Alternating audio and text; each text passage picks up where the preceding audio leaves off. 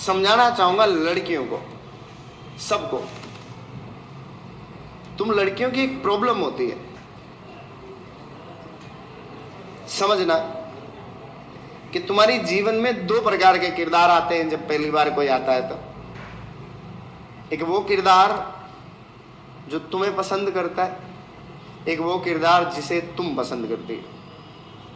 और तुम्हारा पहला चुनाव वो होता है जिसे तुम पसंद करती हो, और वो व्यक्ति तुम्हारी कभी कोई वैल्यू नहीं करता। तो अंततः सने सने 6 महीने, 8 महीने, 12 महीने बाद एक दिन तुम्हें अलगाव फील होता है, तुम उससे अलग हो जाती हो। और उसके बाद तुम कहती हो कि दुनिया का हर मर्द एक जैसा होता है। फिर जब भी तुम्हारे जीवन में कोई दूसरा व्यक्ति प्रवेश करता है तो तुम उस पहले वाले की उस मानसिकता से कभी बाहर निकल ही नहीं पाती, और तुम्हारा कोलेटरल डैमेज उस अच्छे व्यक्ति की तरफ भी वैसा ही होता है जैसा रिजल्ट तुमने पिछले वाले से प्राप्त किया था। तुम उसका जो बायस्ड प्रभाव होता है वो उस व्यक्ति पे भी लागू कर देती हो। तो हमेशा ध्यान रखो कि दुनिया में मर्द तुमसे ज्यादा इमोशनल प्राणी होता है ना। लेकिन बात वही है बेटा, हम वो बिगड़े हुए जानवर है जो खूंटा तोड़ने के बाद किसी के बाप के कंट्रोल में नहीं आते, है ना।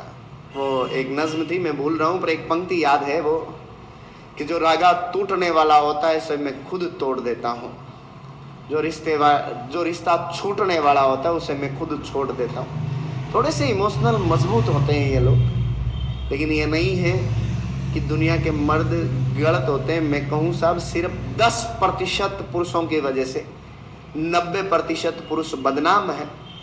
और रही बात कि मैं उस गौरवशाली समय का रहने वाला व्यक्ति हूँ कि जहाँ के हर महिला पुरुष ये चाहते हैं कि हमारा पार्टनर हमारे प्रति अच्छा रहे, लेकिन 99% लोग खुद अच्छे नहीं हैं।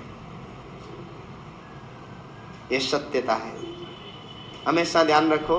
छोरियां नहीं, 99% में तुम भी शामिल हो। मैंने देखा है हमसे बाद वाली जो जनरेशन, यानी तुम्हारे वाली जो जनरेशन है, कि तुम किसी के साथ तब तक ही हो जब तक तुम्हें उससे अच्छा नहीं मिल जाता।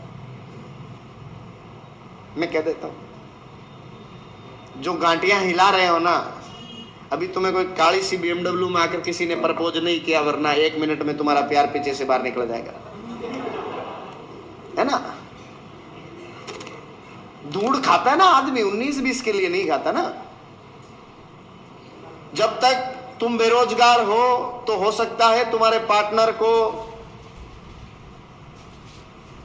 तुमसे विवाह करने में दिक्कत हो, लेकिन जिस दिन तुम कलेक्टर बन जाना उस दिन उसके घर वाले इंसिस्ट हो जाएंगे, क्योंकि वो कर लेगी।